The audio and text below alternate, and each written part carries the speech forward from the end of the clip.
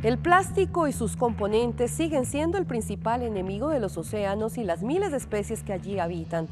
¿Qué estamos haciendo cada uno de nosotros para su protección? Enemigo en el mar. A simple vista pareciera que estos utensilios de plástico afectaran solamente la superficie del mar, pero no, los daños van más a fondo. Un reciente estudio de la Organización de la ONU para la Alimentación y la Agricultura, FAO, advierte que cientos de especies de animales ingieren la basura que en forma de microplásticos termina acumulándose en las profundidades del mar. El último reporte asegura que por lo menos 529 especies salvajes terminaron enredadas en residuos marinos o afectadas por su ingesta. Ambas situaciones constituyen, sin duda, un riesgo mortal.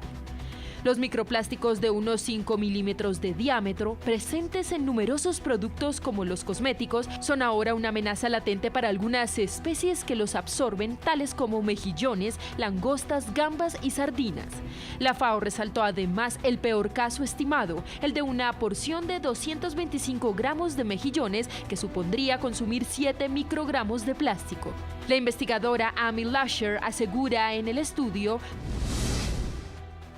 los residuos plásticos marinos se asocian con un cóctel de productos químicos, incluidos los productos químicos añadidos o producidos durante la fabricación, y los presentes en el medio marino que se acumulan en los escombros del agua del mar circundante.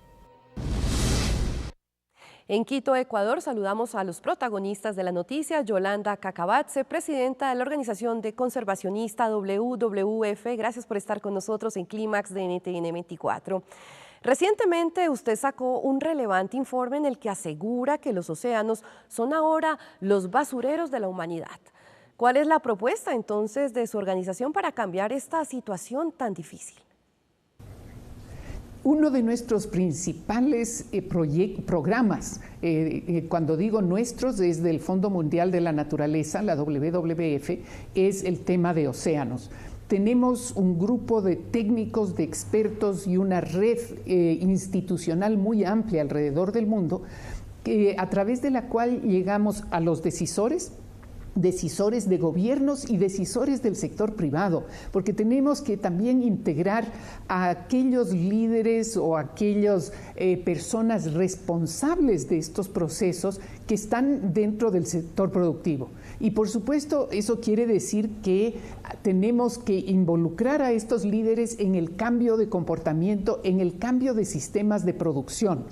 Pero, como decía anteriormente, tenemos que llegar al ciudadano en la prohibición del uso de plásticos, ¿no es cierto?, o de tanto plástico en nuestra vida, que lo que hace es que cuando llega al océano se disuelve y se convierte en este microplástico, que son elementos del plástico tan diminutos que no los podemos ver, pero que ya tenemos la certidumbre de que están afectando al ser humano. Otro punto por resaltar, los mismos humanos pueden afectarse con este mar de plástico que está viéndose en varios lugares del mundo. ¿Cuáles entonces son las consecuencias directas? ¿En qué está afectando también al ser humano, a su salud, a su condición como tal? Bueno, tenemos ya resultados sobre el impacto del microplástico en los peces. Hay un laboratorio en Bélgica que hace poco sacó unos estudios muy bien fundamentados y de largo plazo, donde se demuestra que los peces están siendo afectados por el microplásticos y están siendo afectados en su capacidad reproductiva. Y nosotros, el ser humano, nos estamos comiendo esos peces contaminados. Por lo tanto, podemos inferir que de hecho nos estamos también contaminando con el microplástico a través de los alimentos, no solamente a través del agua y otros productos que usamos en nuestra vida diaria. ¿Qué medidas deben adoptarse en los países inmediatamente para evitar que siga en aumento el uso de miles de objetos de plástico? ¿Y cuáles son los países incluso más afectados según los estudios de ustedes? ¿Qué medidas deben tomar los países? Creo que algunos ya los están tomando, pero tienen que ver con muchos elementos. Primero, política pública. Si es que no tenemos políticas públicas en todas las naciones del mundo respecto a cómo se manejan los desechos, y en este caso los desechos plásticos, no vamos a resolver nada.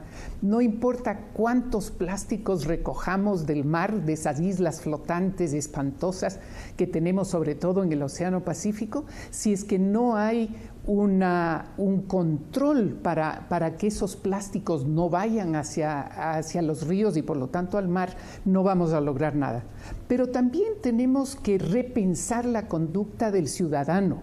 El ciudadano necesita tomar conciencia del daño que estamos ejerciendo sobre uno de los recursos y uno de los ecosistemas más importantes para la humanidad, que son los océanos. Y el ciudadano tiene que ser parte de la solución. Yolanda Cacabatze, presidenta de WWF, gracias por estar con nosotros aquí en Clímax de NTN 24.